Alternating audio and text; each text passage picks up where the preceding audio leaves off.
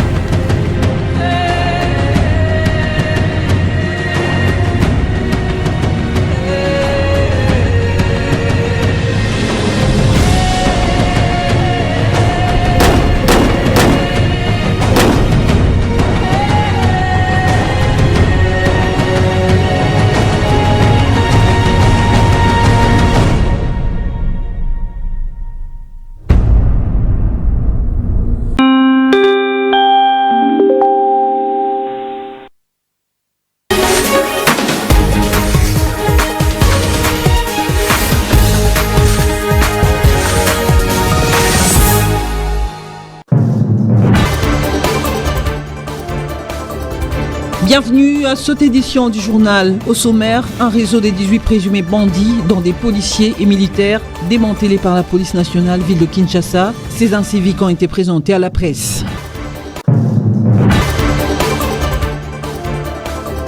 Renforcement des capacités des forces armées de la République. 400 soldats sont formés par la mission des Nations Unies pour la stabilisation du Congo MONUSCO. Formation axée sur les respects des droits de l'homme, les techniques de combat et les règles d'engagement pour contrer l'ennemi. Merci de nous choisir pour vous informer. 400 soldats FARDC sont formés par la mission des Nations Unies pour la stabilisation du Congo MONUSCO aux techniques de combat, respect des droits de l'homme et règles d'engagement pour contrer l'ennemi. Pour le gouverneur militaire Luboya Kachama, cette formation est capitale. Bijudi Kalemo nous en parle.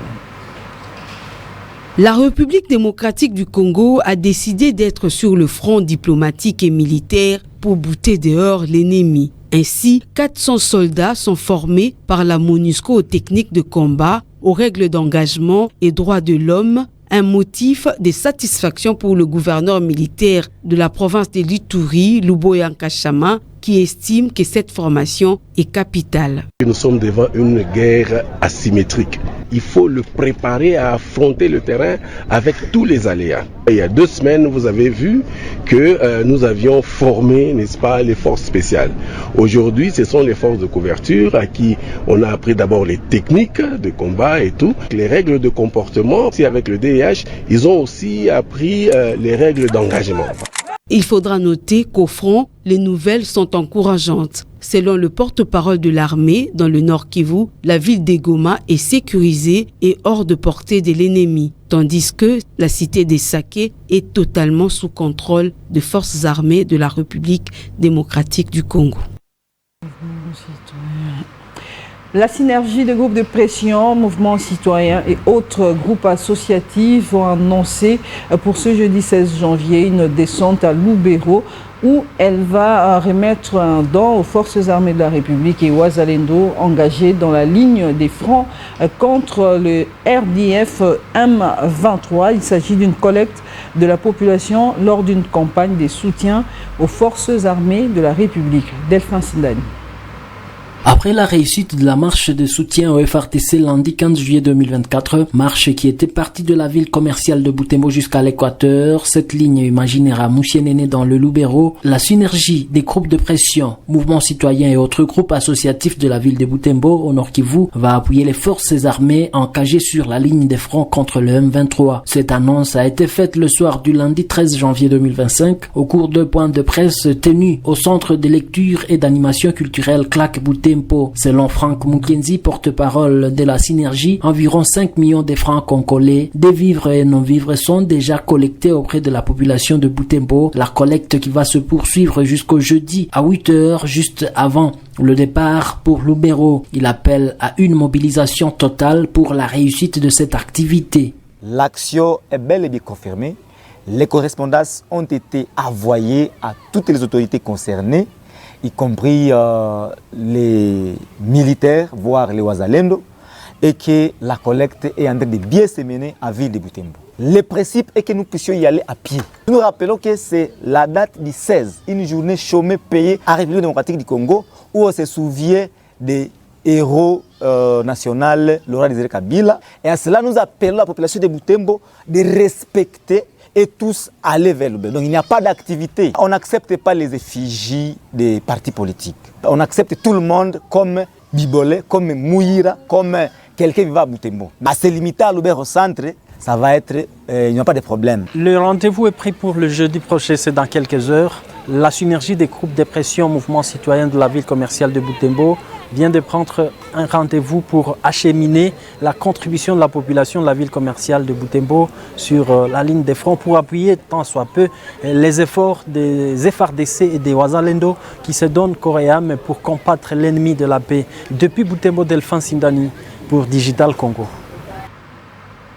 La situation des écoles dans la province éducationnelle du Nord Kivu 3, regroupant les territoires de Walikale et Massissi, est déplorable suite à la guerre imposée par le terroriste M23 RDF. Révélation faite par Patrice Loanou, prophète du Nord Kivu 3.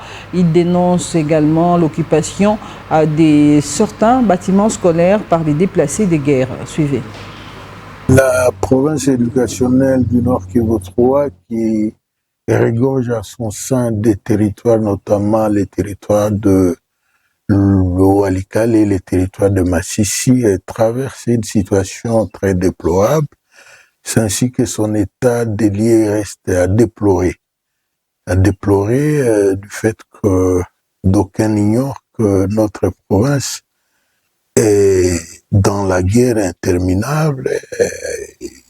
Là où il y a la guerre, il y a les écoles qui en pâtissent, et quand il y a les écoles, ça impacte aussi les enseignants, et ça impacte aussi les bâtiments scolaires, parce qu'à des moments, les écoles sont utilisées par des déplacés et les bancs pupitres sont utilisés comme bois de chauffage. Et voilà autant de problèmes, et d'autres écoles sont carrément détruites, d'autres sont brûlées, et à tout moment que nous rencontrons une telle situation, nous manquons jamais de partager cette situation aux organismes ainsi qu'au gouvernement central pour qu'on arrive à apporter tant soit peu une solution palliative. Donc la situation du Nord Kivu 3 est vraiment très déplorable.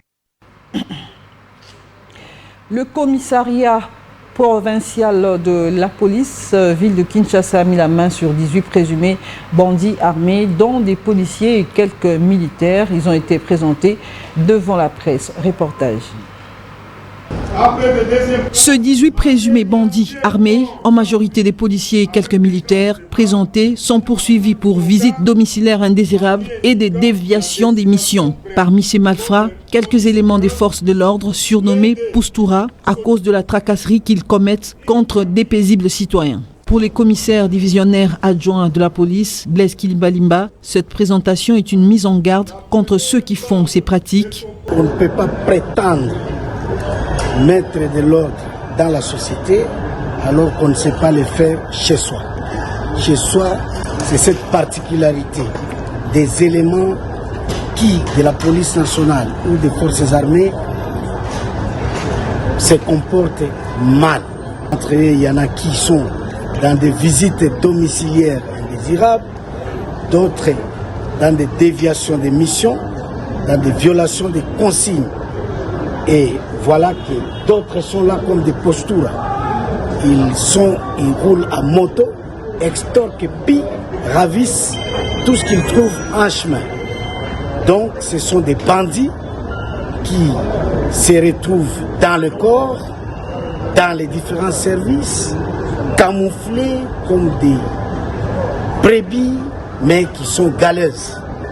C'est ainsi que la sécurité des personnes et de leurs biens étant un processus, nous sommes en train de les découvrir et les arrêter jusqu'à leur dernier retranchement pour la tranquillité publique dans la ville province de Kinshasa. À savoir que 5 armes de guerre saisies entre les mains de ces présumés criminels par la police ont été également présentées. La Cour d'appel du Kwilu siégeant en matière de contentieux électoraux a procédé à l'audience de 7 requêtes en contestation et annulation des élections de certains regroupements politiques, parmi lesquels 5 requêtes contre Eric Mouzaza du regroupement AACRD. Sur place, Benoît de Grofdal. La Cour d'appel de la province du Kwilu, siégeant en matière électorale, a examiné ces jours 7 requêtes en contestation et annulation des élections de plusieurs regroupements politiques, parmi lesquels 5 requêtes contre les regroupements AACRD. Ces requêtes concernent les élections législatives provinciales de décembre 2024 dans le territoire de Mazimanimba. Pour sa part, le regroupement AACRD, à travers son candidat Eric Mouziazia Akwetimala du mouvement pour le développement et la reconstruction du Congo, cher à la femme leader du Grand Bandundu, Antoinette Kipulu Kabenga, affectueusement appelée Mantou, s'est mobilisé comme un seul homme pour soutenir leur candidat. Une mobilisation spontanée à la cour d'appel du Kwilu à Bandunduville. Après des arguments solides des avocats de tous les regroupements, la cour d'appel du Kwilu a déclaré 2 requêtes recevables et partiellement fondées et 4 requêtes irrécevables et non fondées. Fier des arguments de droit présentés, les regroupements AACRD est rassuré de gagner le procès dans les 5 affaires qui le concernent, dit Maître Paco Mbala. Ce que nous avons constaté et nous avons entendu, le parti AAC Palou qui a présenté un document qui est faux. Et ce document, même devant la Cour, a été rejeté. Ce que nous pouvons demander à la population, d'être calme. Satisfaction des militants et cadres du mouvement pour le développement et la reconstruction du Congo, qui attend également voir la femme leader du Grand Bandundu, Antoinette Kipulu Kabenga, rétablie par la Cour constitutionnelle, dit Juvénile Iwazi fédéral du MDRC de la province du Kwilu. Notez que tout s'est bien clôturé dans la paix et la cour d'appel du Kwilu, ayant entendu toutes les parties au procès, promet de se prononcer dans le délai prévu par la loi. Et la décision du gouvernement de la République d'instaurer la circulation en sens alterné aux heures des pointes n'est pas du tout appréciée par la majorité des Kinois. Et l'absence de la police inquiète encore plus car sans régulation, elle est confrontée aux embouteillages. Bijoudi Kalimon nous en parle. La décision du gouvernement d'instaurer la circulation alternée à Kinshasa aux heures de pointe souffre par moments du non-respect des consignes. Plusieurs questions taraudent les esprits. Est-ce que la mesure tend à être levée ou non? Car l'absence des policiers et des PM dans différents carrefours en dit long. Problème de finances sur l'avenue du tourisme d'Inzela Maï par exemple. Ce matin, hormis l'éboulement de terre, l'absence des policiers a conduit certains conducteurs à braver la mesure. Du coup, croisement des véhicules dans les 2 sens qui a causé un embouteillage qui ne dit pas son nom. Pourtant, la mesure est saluée par certaines personnes, surtout ceux qui sont véhiculés. D'autre part, ils allaient bien, d'autre part. Pour moi, le sens unique était bien parce que ça soulageait la population par rapport aux embouteillages, surtout le matin en allant au travail. Bon, sens unique, et la décision a été appréciée dans certains coins. Le bas blesse car personne ne respecte les consignes, que ce soit les autorités ou les Congolais lambda.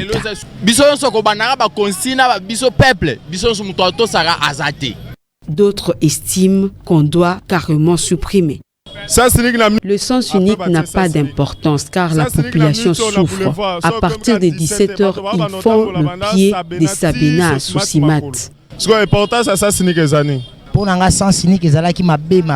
Le sens unique n'a pas sa raison d'être. Ceux qui ont bénéficié de cette mesure sont peu nombreux. Pompage et peine, bénéficiaire.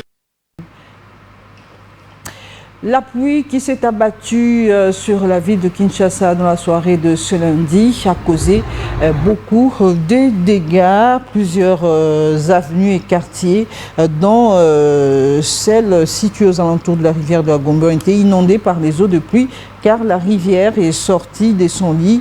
L'école française a d'ailleurs fermé ses portes ce mercredi car étant privée de l'accès par les eaux de pluie.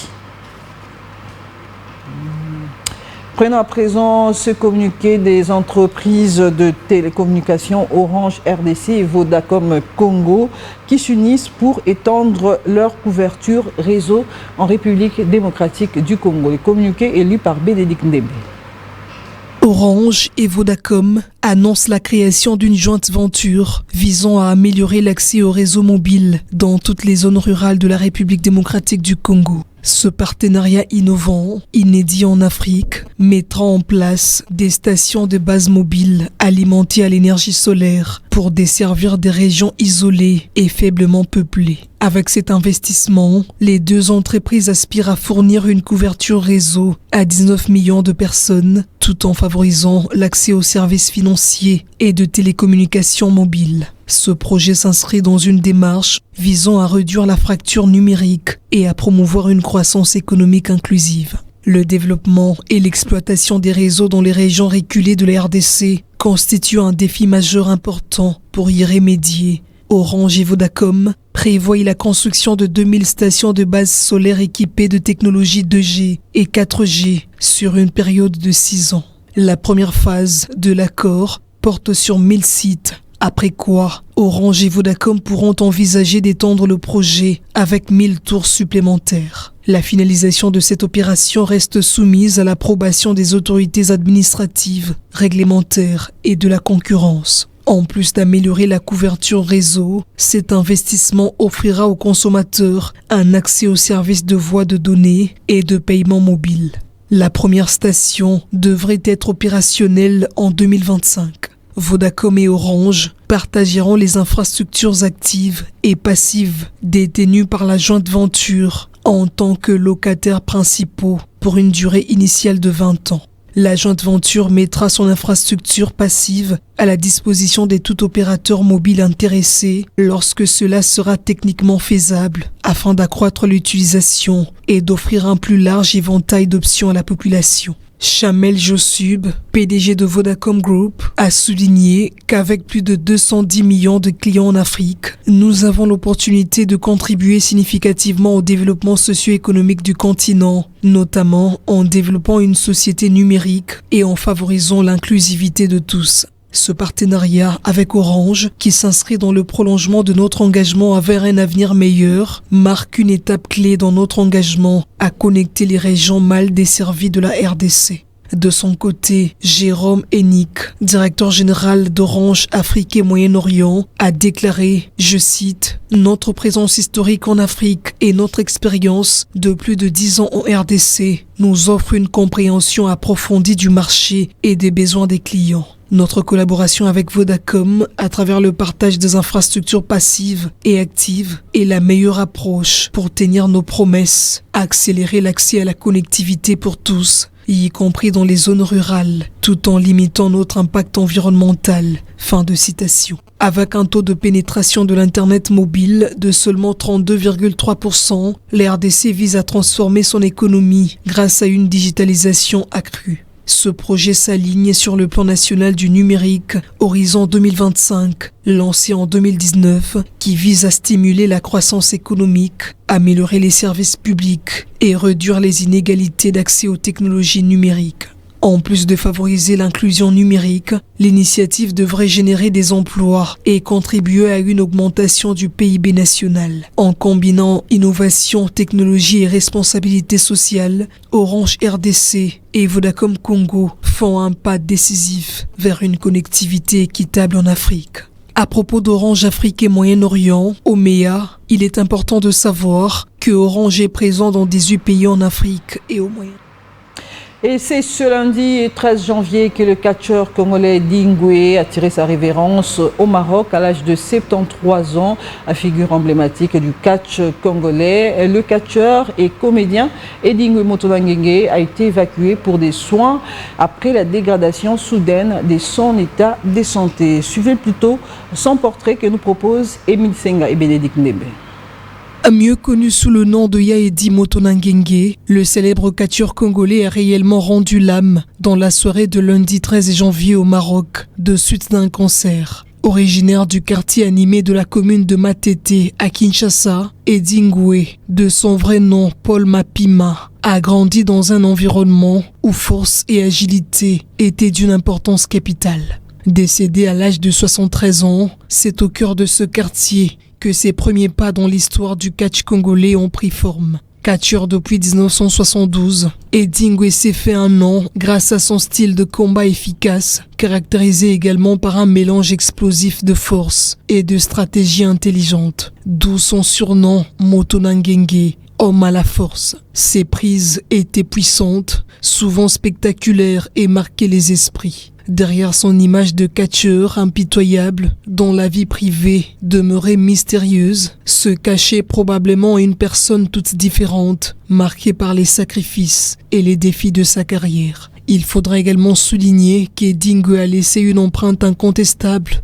dans le monde du catch congolais et sa popularité est allée au-delà du simple sport. Son influence se ressent encore aujourd'hui et de nombreux jeunes catcheurs s'en inspirent. Lancé aussi dans le théâtre où il était aperçu aux côtés des comédiens comme Vue de loin et Muyombe Gauche, son nom est désormais synonyme de puissance et de spectacle.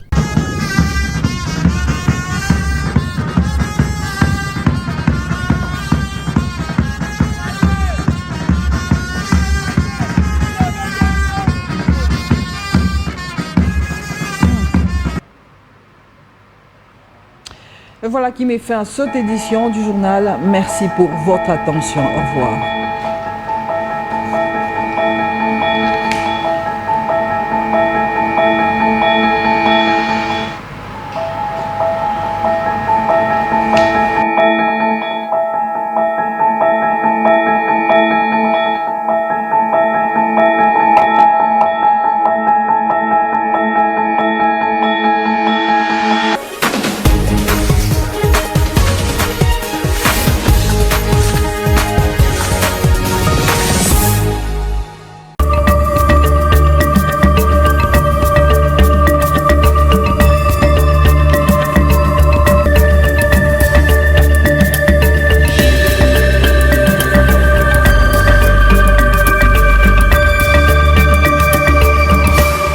Bienvenue à la revue de presse de journaux parus, c'est mardi 14 janvier 2025 à Kinshasa. Commençons avec le phare qui titre en une « Guerre de l'Est, le FARDC face à une armée invisible, l'Intox ». Depuis que les FARDC, forces armées de la République démocratique du Congo et leurs alliés, le patriote Wazalendo, ont lancé l'opération Caterpillar 2 en vue de libérer toutes les villes et localités occupées par l'armée rwandaise et ses supplétifs du M23 au nord Kivu comme au sud Kivu, une nouvelle armée s'est dressée devant elle, l'Intox. Fabriqué dans le laboratoire de Kigali et diffusé par certains médias internationaux avec des relais sur les différentes lignes du front et même à Kinshasa, de fake news ne cessent d'annoncer des chutes imaginaires de villages, des territoires et villes entre les mains de la coalition RDF M23. Pourtant, la montée en puissance des FARDC n'est plus une vue de l'esprit.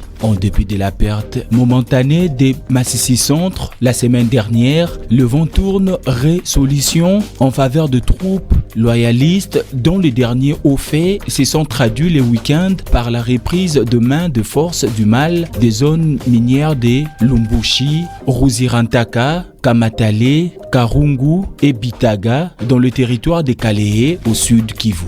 Info 27 note en sa machette dénonçant le manœuvre de Kigali pour maintenir l'instabilité. Patrick Mouyaya, Paul Kagame est le principal obstacle à la paix dans l'est de la RDC. Isolé sur la scène internationale, Paul Kagame fait face à une pression croissante exercée par la République démocratique du Congo, déterminée à mettre un terme définitif à 3 décennies de guerre dans la partie est. Par une stratégie multidimensionnelle, militaire, diplomatique, économique, judiciaire et médiatique, Kinshasa expose avec fermeté le manœuvre déstabilisatrice du régime rwandais, épinglé par des rapports accablants des Nations Unies et des décisions internationales sans précédent. Tandis que le soutien autrefois acquis au Rwanda s'effrite, la RDC réaffirme son engagement à restaurer la paix et à défendre sa souveraineté, tout en dénonçant les manipulations orchestrées par Kigali pour prolonger l'instabilité. Patrick Mouyaya, ministre de la Communication et Médias et porte-parole du gouvernement, l'a affirmé lundi 13 janvier lors de son intervention remarquée dans l'émission Parole aux auditeurs sur Radio Okapi. Il a désigné Paul Kagame comme le principal obstacle à la paix tout en exposant ses véritables ambitions et les efforts intensifiés du gouvernement congolais pour mettre fin à des décennies de conflits. Le même journal articule en page 4 le CESAC suspend Al Jazeera pour 90 jours après la diffusion d'une interview controversée avec les leaders du M23. Le Conseil supérieur de l'audiovisuel et de la communication CESAC, l'organe chargé de réguler les médias en République démocratique du Congo, a pris une décision marquante. C'est lundi 13 janvier 2025, la suspension à titre conservatoire de la chaîne Al Jazeera sur tous les territoires nationaux pour une durée de 90 jours. Cette annonce relayée dans un communiqué signé par Bruno Mbolisson, vice-président du CESAC, et Oscar Kabamba, rapporteur de l'instance, survient après une série de chagrins graves composés contre la chaîne qatarienne. L'origine de cette suspension réside dans la diffusion d'une interview le 1er janvier 2025 menée par Madame Bojana Koulibaly, militante présumée proche des autorités rwandaises, avec Bertrand Bissimois, chef du groupe armé M23 qui opère dans l'est du pays. Le CESAC a déclaré le contenu de cette interview considéré comme une attaque directe contre l'ordre public et la sécurité nationale de la RDC. Bouclons avec Exclusive RDC qui a titré en page 10 Kinshasa, pas de transport en commun, le chauffeur des taxis conteste la nouvelle grille tarifaire. Ça chauffe ce lundi 13 janvier 2025 dans les arrêts de bus à travers la ville de Kinshasa. Les chauffeurs des taxis ont décrété une grève pour contester la nouvelle grille tarifaire du gouverneur de la ville, Daniel Bumba. Ce matin, la population a été surprise par cette mesure et est confrontée à des difficultés pour se déplacer. Seuls les taxis